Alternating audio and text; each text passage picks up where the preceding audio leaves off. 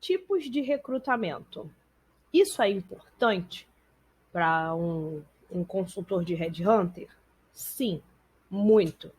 Porque quando a gente pensa em ser consultor, a gente pensa em entrar numa empresa, fechar uma vaga, mas a gente esquece de ver que a empresa ela roda.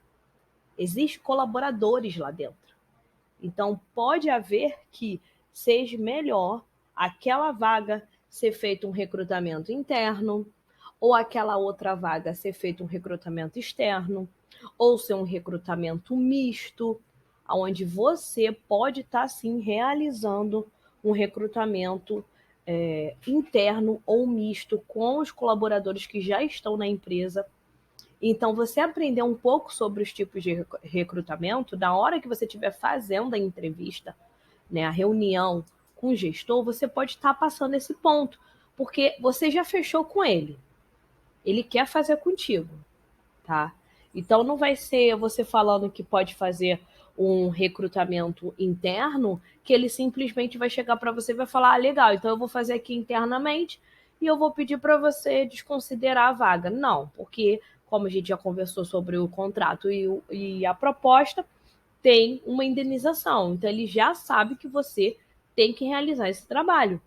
Porém, você ter outros tipos de recrutamento se torna algo até mais assertivo. Por quê? Você pode estar com uma pessoa extremamente boa dentro da empresa, porém, ele quer contratar uma pessoa de fora, podendo botar essa pessoa para o próximo cargo e contratando alguém para aquela pessoa. Entende? Entende? Então, isso tudo você pode ter, sim, na reunião de alinhamento, esse bate-papo, tá? Algumas vezes, quando a gente começa com empresas de pequeno porte, isso não acontece. Isso acontece muito com empresas de médio a grande porte. Mas pode acontecer, então é bom vocês saberem todos os tipos de recrutamento que nós do RH podemos trabalhar. Então, o que é recrutamento interno? O recrutamento interno é aproveitar do capital humano que já existe na empresa. Ele serve de um grande fator de retenção e motivação. Tá? Quando um processo seletivo está aberto, normalmente nas empresas isso gera um pouco de transtorno, gera um pouco de frustração, porque a pessoa fala: poxa, fulano está sendo mandado embora, ciclano saiu, e eu poderia estar indo para aquele lugar, porque eu sei o trabalho dele, eu tenho capacidade, eu tenho estudos, e ninguém me dá a oportunidade. Então, aqui, com o recrutamento interno, mostra que a empresa tem uma cultura extremamente boa, extremamente visionária, que vê o capital humano da empresa. Então, vê que a empresa ela está ali trabalhando e ele está olhando. Então, fazer um recrutamento interno de empresas de médio e grande porte são extremamente valiosos e você ganha tempo olhando como consultora, tá? Os nossos pós, os nossos contras. A gente ganha tempo, porém, a pessoa tem já os seus macetes de saber conquistar aquela vaga. Então, é um lado bom que você consegue, fechar a vaga. Porém, a gente não está na empresa. Então, a gente não sabe como é aquela pessoa no dia a dia, que é o nosso contra. Então, pode ser que aquela pessoa seja muito boa no técnico, muito boa na prática, porém, o comportamental dela não é algo que agrade. Então, às vezes, fazer um recrutamento interno gera esse conflito, tá? Mas a maioria é muito bacana porque mostra que a empresa está olhando os colaboradores, está querendo gerar coisas boas. E isso é algo muito bacana de fazer hoje em dia.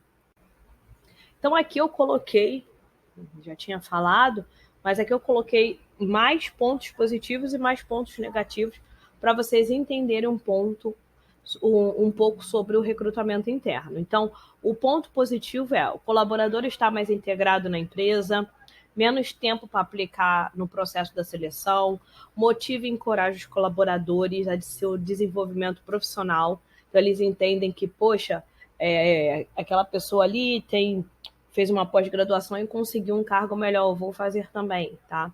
Cria uma expectativa de crescimento e evolução na carreira para a equipe e ele já está inserido na cultura da empresa, então é mais fácil dele se adaptar. Os pontos negativos são a expectativa gerada no colaborador.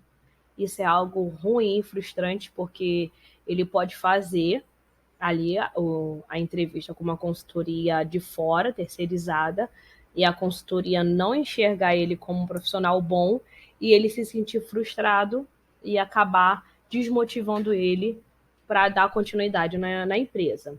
Gestores ressentidos pela perda de um bom funcionário, tá? Tem esse problema também. Às vezes saem pessoas muito boas, então as pessoas ficam meia assim de, poxa, fulano vai substituir, ninguém vai substituir ele na empresa. Enfim, gera também a falta de inovações, tá? De ideias novas, então se torna algo muito engessado também, porque acaba que a pessoa não tem ideias de fora, né? Tem sempre as mesmas ideias ali. Aumenta o conservadorismo, tá? E possibilita de desmotivação e perda do colaborador em caso de retorno negativo, como eu havia falado lá no primeiro. Então, isso é algo bem ruim. Outra coisa também, que é um ponto muito negativo, é quando as pessoas descobrem que existe recrutamento interno, começa também aquele conflito de fofocas, enfim, para tentar substituir. Eu vou fazer de tudo para aquela pessoa sair que eu vou ocupar o lugar dela. Existe esse ponto também, que é um ponto muito triste, mas infelizmente existe sim, principalmente em empresas grandes. As pessoas costumam muito a fazer isso porque sabe que tem esse processo de recrutamento interno. Então, existem pessoas ruins e às vezes a gente nem imagina que pode ser o colega que está do seu lado. Recrutamento externo. O processo seletivo, quando aberto externamente, exige métodos diferentes de condição, onde as técnicas devem ser bem definidas e a área solicitante da vaga deve ter forma bem clara o perfil que ela deseja trabalhar. Então, sem o alinhamento e conhecimento dessas informações, o recrutamento pode se tornar ineficiente. Então, o que acontece nesse ponto do recrutamento externo? Se não houver alinhamento em questão do perfil da vaga, o recrutamento externo se torna inviável. Você não consegue achar o candidato ideal, porque todas as pessoas que você mandar para ele, ele vai falar que não tá bom, que não tá bom, que não tá bom, e você nunca vai conseguir fechar a vaga porque você não sabe o perfil que ele deseja. Então, um exemplo, você está numa vaga, você conseguiu fechar uma consultoria com uma vaga de auxiliar financeiro. Porém, eles não usam nada do Excel. Então, aquele candidato não precisa ter nada do Excel. Como você vai saber disso? Vamos supor que, sim, o candidato precisa saber Excel extremamente avançado, nível intermediário. Como você vai descobrir isso? Ele precisa conhecer o sistema X. Como você vai perguntar isso? Você só vai pelas qualidades, pelas competências dele de soft skills e não de hard skills. Então você precisa ter esse alinhamento e você precisa alinhar assim todos os pontos, tá? Todos os pontos. Eu falo que é a hora que você vai fazer a descrição, né? É como se você estivesse pegando um esqueleto, que é a vaga, e assim, escrevendo tudo sobre aquele esqueleto. Então, a cabeça dele, o olho, os braços, porque sem o braço ele não escreve, sem a perna ele não anda, sem a barriga ele não come, então você precisa ter muito bem alinhado isso tudo.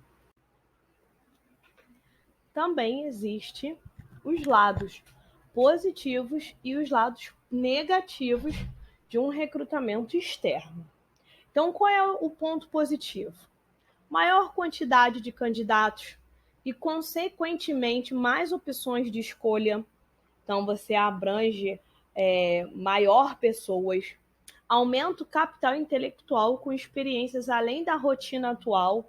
Então, você consegue encontrar pessoas muito criativas, incentiva a interação da organização, diferentes abordagens de problemas internos. Então, você consegue também identificar uma pessoa que consegue ali resolver um problema interno que às vezes está há muito tempo para ser resolvido. Então, são os pontos positivos. Os pontos negativos podem ser afetar a política salarial da empresa. Por quê? Às vezes, aquele candidato está recebendo X valor, tá? Naquela empresa. Ele foi mandado embora, o mercado mudou. Então, aquele valor de salário já não é mais o mesmo. Então, isso pode afetar. Tem custo maior de investimento para fechar a vaga, como exemplo de estar contratando uma consultoria terceirizada. Pode reduzir a fidelidade dos funcionários por acharem que poderiam ocupar aquela vaga, que é aquilo que acontece lá. Existe o âmbito de a vaga aberta, recrutamento interno ter problema e também ter problema de, poxa, poderia ter um recrutamento interno. E pode interferir na motivação dos internos, com pessoas novas, mudanças, tudo novo. Dependendo do cargo que for, de ocupação, gera sim um transtorno grande em questão de mudança. Recrutamento misto. Para mim, esse é o melhor, tá? Esse tipo de recrutamento é quando a empresa opta por realizar o processo seletivo com pessoas externas e com pessoas internas, que são seus próprios colaboradores, onde toda a divulgação e condução do processo seletivo é realizado de forma igual para qualquer candidato. Por que eu falo que esse é o melhor? Porque aqui não tem só o recrutamento interno ou não tem só o recrutamento externo. Então, você aqui entende que você vai estar lidando com a pré-seleção com outros candidatos, algumas vezes até melhores. E aqui também existe o ponto positivo e o ponto negativo, que nada mais é do que as vantagens e desvantagens tanto do recrutamento interno como do externo. Porém, quando as empresas começam a olhar para o mercado, normalmente elas focam mais no recrutamento externo pela questão das próprias vantagens que existem no recrutamento externo, de ter pessoas mais criativas, pessoas que vão resolver os problemas, pessoas novas, enfim, eles enxergam mais esse lado, que por isso que o recrutamento misto ele não é tão visado nas empresas, tá?